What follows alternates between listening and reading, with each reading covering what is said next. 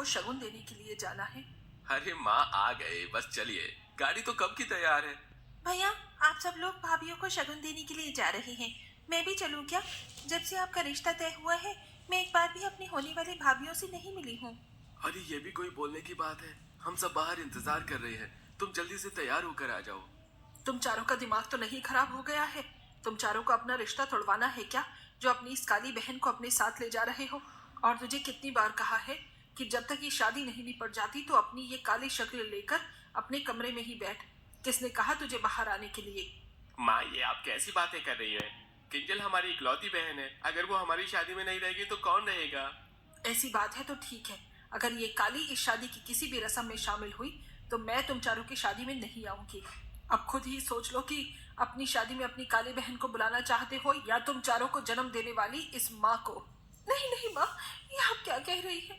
भैया आप माँ के साथ ही जाइए, कहीं मेरी ये शक्ल देखकर भाभी आप लोगों से रिश्ता न तोड़ दे। वैसे भी मैं तो मनहूस हूँ, वहां जाऊंगी तो मनहूसियत ही फैला कर आऊंगी। किंजल आंखों में आंसू लिए अपने कमरे में चली जाती है और दरवाजा बंद करके बहुत रोती है। किंजल के काले रंग की वजह से उसकी माँ गीतांजलि उसे बिल्कुल भी पसंद नहीं करती थी। यहाँ तक कि किंजल को उसके सगे भाइयों की शादी में भी आने की इजाजत गीतांजलि ने किंजल को नहीं दी थी। ऐसे ही समय गुजर जाता है और आज किंजल के चारों भाइयों की शादी हो रही थी। इन चारों की पत्नियां दिखने में काफी ज्यादा सुंदर और गोरी होती हैं। शादी की रस्म खत्म होने के बाद गीतांजलि अपनी चारों गोरी बहुओं को घर ले आती है और बड़े प्यार से उनका स्वागत करती है। कितनी गोरी चिट्टी है मेरी बहुएं, बिल्कुल अंग्रेजन दिखती हैं। कहीं तुम चारों को मेरी ही नजर न लग जाए। माँ जी, हमारे मम्मी पापा ने बताया था कि हमारी एक ननद भी है, लेकिन हमें तो शादी की किसी रस्म में भी हमारी ननद नहीं दिखी। यहाँ तक कि शादी में भी हमारी ननद मौजूद नहीं थी। अभी तुम चारों ठीक से घर में आई भी नहीं हो और अभी से अपनी ननद की इतनी फिक्र होने लगी। वो क्या है ना, कुछ समय से उसकी तबीयत खराब है, इसीलिए वो अपने कमरे में रहकर आराम करती है। जब ठीक हो जाएगी तब मिल लेना अपनी ननद से। चारों भाई जानते थे कि उनकी माँ झूठ कह रही है, लेकिन चाह कर भी वो अपनी चारों पत्नियों को सच नहीं बता पाते। वहीं किंजल अपने कमरे के दरवाजे पर खड़ी चुपके चुपके अपनी गोरी भाभियों को देख रही होती है और अपनी माँ की बातें सुन काफी दुखी होती है। ऐसे ही शादी का दिन गुजर जाता है और आज चारों गोरी बहू की उनकी ससुराल में पहली रसोई की रस्म होती है। चारों गोरी बहुएं तरह तरह के पकवान बनाकर अपने पतियों और सास को परोसती हैं। क्या बात है बहू, सुंदर दिखने के साथ साथ तुम चारों तो खाना भी काफी बढ़िया बनाती हो। सभी लोग नाश्ता करके अपने अपने कमरे में चले जाते हैं और अब चारों बहुएं मिलकर नाश्ता करने लगती हैं कि तभी सभी लोगों ने नाश्ता कर लिया, लेकिन हमारी ननद ने अभी तक नहीं किया। माँ जी बता रही थी कि उसकी तबीयत भी काफी खराब रहती है। एक काम करते हैं, हम नाश्ता लेकर अपनी ननद के कमरे में ही चलते हैं, इसी बहाने उससे मिल भी लेंगे। चारों गोरी भाभियां जैसे ही नाश्ता लेकर काली नंद के कमरे में जाती हैं तो देखती हैं कि उनकी नंद तो बिल्कुल ठीक है और वो अपने कमरे में बैठकर पढ़ाई कर रही है। किंजल अपनी चारों गोरी भाभियों को अपने कमरे में देखकर काफी घबरा जाती है। भाभी, आप चारों इस तरह मेरे कमरे में क्या कर रही हैं? तुम तो बिल्कुल ठीक हो, तो माँ जी ने हमसे झूठ क्यों कहा? अपनी चारों भाभियों की बात को सुनकर किंजल की आंखों में आंसू आ जाते हैं, जिसके बाद किंजल अपनी चारों गोरी भाभियों को सारी चीज बताती है, जिसे सुनकर किंजल, हमें नहीं पता था कि माँ जी तुम्हारे साथ ऐसा बर्ताव करती है। कोई माँ अपनी सगी बेटी के साथ ऐसा कैसे कर सकती है? तुम परेशान मत हो, हम माँ जी की तरह नहीं हैं। हमें तुम्हारे रंग से कोई फर्क नहीं पड़ता। हाँ किंजल, तुम अपनी भाभी से ज्यादा हमें अपनी बड़ी बहन समझो। हमारे रहते हुए हम तुम्हें कभी कोई परेशानी नहीं होने देंगे। अपनी गोरी भाभियों का इतना प्यार देख किंजल रोने लगती है और उनके गले लग जाती है। इतना गोरा रंग पाकर भी चारों भाभियों में जरा सा भी घमंड नहीं होता और वो अपनी काली नंद को काफी ज्यादा प्यार करती है। जो प्यार आज तक किंजल को उसके काले रंग की वजह से उसकी माँ से नहीं मिला था, अब वही प्यार उसकी चारों गोरी भाभियां उसको दे रही थी। तुमने अभी तक खाना नहीं खाया? सारा का सारा खाना ठंडा हो गया। चलो पहले खाना खा लो, ये पढ़ाई तो होती ही रहेगी। भाभी, कल मेरा एग्जाम है, अगर खाना खाऊंगी तो पढ़ने कब बैठूंगी? ऐसी बात है तो तुम अपनी पढ़ाई करो, मैं तुम्हें अपने हाथों से खाना खिलाती हूँ। किंजल के काले रंग की वजह से उसकी माँ ने उसे आज तक कभी खाने के लिए पूछा तक नहीं था, लेकिन आज उसकी गोरी भाभी उसे अपने हाथों से खाना खिलाती है, जिसे देख किंजल की आंखों से खुशी के आंसू निकलने लगते हैं। वाह भाभी, आप तो कितनी अच्छी मालिश करती हो। सर की आपकी मालिश से मेरा सर दर्द भी ठीक हो गया। तुम्हारा जब भी मन हो मालिश करवाने का तो मुझे बता देना, मैं ऐसे ही तुम्हारी मालिश करूंगी। भाभी होकर भी वो चारों अपनी काली नंद का एक बेटी की तरह ख्याल रखते थे, जिसके चलते किंजल को जो इतने सालों से एक माँ की कमी महसूस हो रही थी वो धीरे धीरे पूरी होने लगती है। लेकिन चारों गोरी भाभी और काली नंद का ये प्यार गीतांजलि को कुछ ज्यादा खास पसंद नहीं आता। तेरी इतनी हिम्मत कि तू अपनी गोरी भाभीियों के साथ बैठकर एक ही प्लेट में खाना खा रही है, और तुम चारों, तुम्हें भी क्या इसकी तरह काला होना है? आह माँ, छोड़ दीजिए, मुझे बहुत दर्द हो रहा है। मेरे बाल।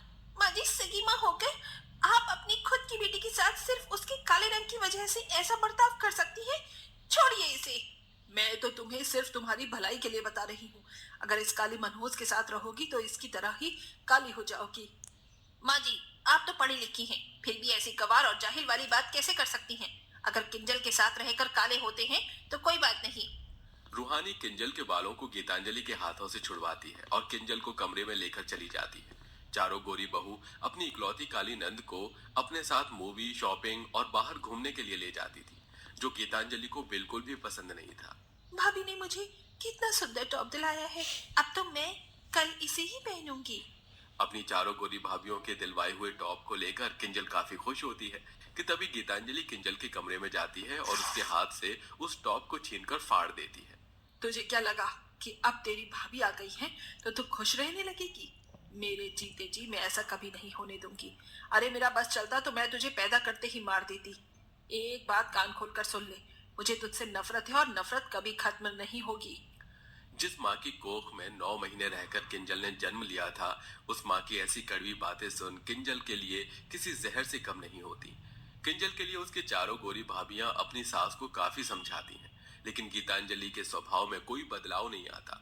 ऐसे ही समय गुजरता है और आज शहर के सबसे बड़े मंदिर में बहुत बड़ा जागरण हो रहा होता है, जिसके चलते गीतांजलि और उसका पूरा परिवार जागरण के लिए मंदिर जाता है।